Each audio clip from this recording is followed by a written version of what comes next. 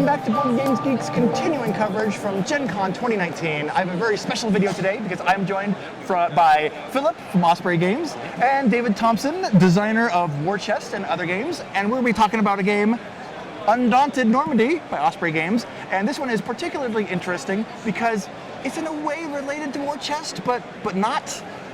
So go ahead and dive in. Tell us how this works and what it's all about. Sure. Yeah, it does share a little bit of DNA, but in this game, it's much more tied to the theme, right? So the theme here is you take the role of a platoon commander on either the U.S. or the German side during World War II. Okay. And so what you're doing is you're using a deck building mechanism to drive all the action that's going on the board here. Okay. So you as the platoon commander get to decide, do you want to invest in riflemen or scouts, machine gunners, snipers, whatever the mission calls for. Okay. And so what I mean by that is there's 12 different scenarios in the game, very asymmetric as far as what your objectives are, how each side is going to play out. Yeah. The scenario will tell you which cards are available to you both in your starting deck, but also your supply, and each player has their own unique supply. Okay, so if you are the Germans and you're trying to defend a position, you're obviously going to maybe invest heavily in machine gunners. The Americans need to gain ground, so they might invest in scouts to lead the way and riflemen. So from right off the bat, the two-player decks are going to be very asymmetric. Right. Even in the very few scenarios where the actual deck, both the start and the supply, is symmetric, you're immediately going to start building it in a different way. Okay. Right. So. Yeah, so just a little bit more detail about like how the game would work. So we've got it set up for just the first scenario. So this would be the minimum you'd be playing with scouts and riflemen because they're really at the end of the day the core pieces that are going to drive the game. Okay. So a player would have a starting deck. So that would be determined by the scenario. Okay. And they would draw 4 cards. They're going to take one of them to play as initiative. All right. So if this is with our hands, okay, say right.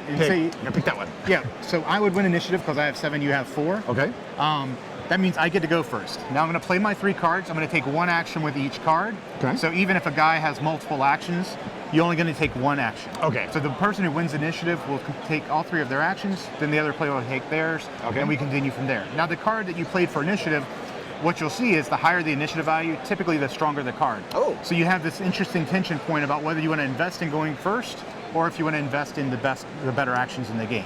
Okay, because taking that initiative can actually be very advantageous. Huge, yeah, yes. It's a huge. Even if you lose those stronger actions. That's right, yeah.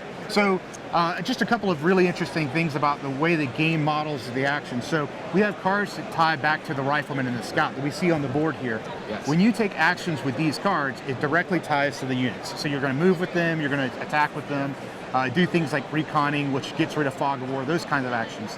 But it's not just the guys on the board. We also have command elements. Okay. So we have a squad leader for this scout who's also in squad A. So the way, this is both the deck building part, so he can bolster, which means he can add cards for only his squad, only from squad A. Only from his squad, right. Yes. And yeah, they're lettered here. That's right. And on the cards. Okay. And the other thing he can do is he can inspire, but again, only his squad. So you would play him down, you would recover this card and play it again.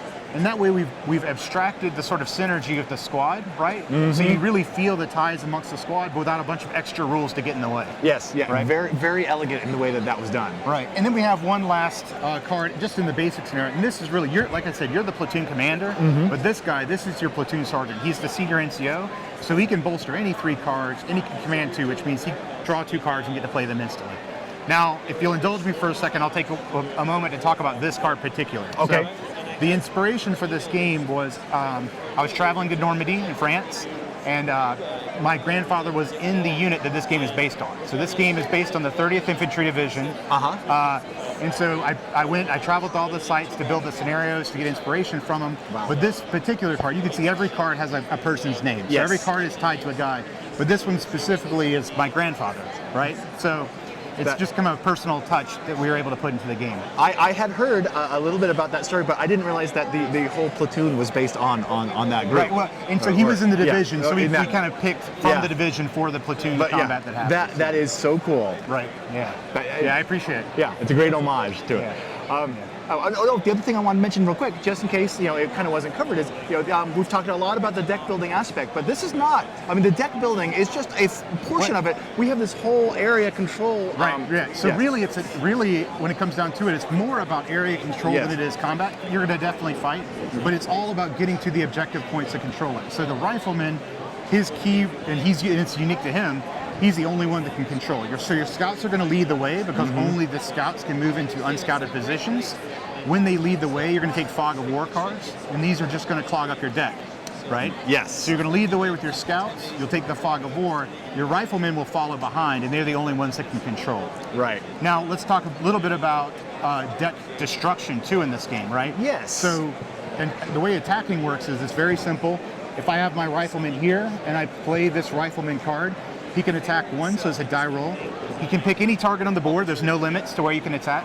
You just simply count the number of spaces away.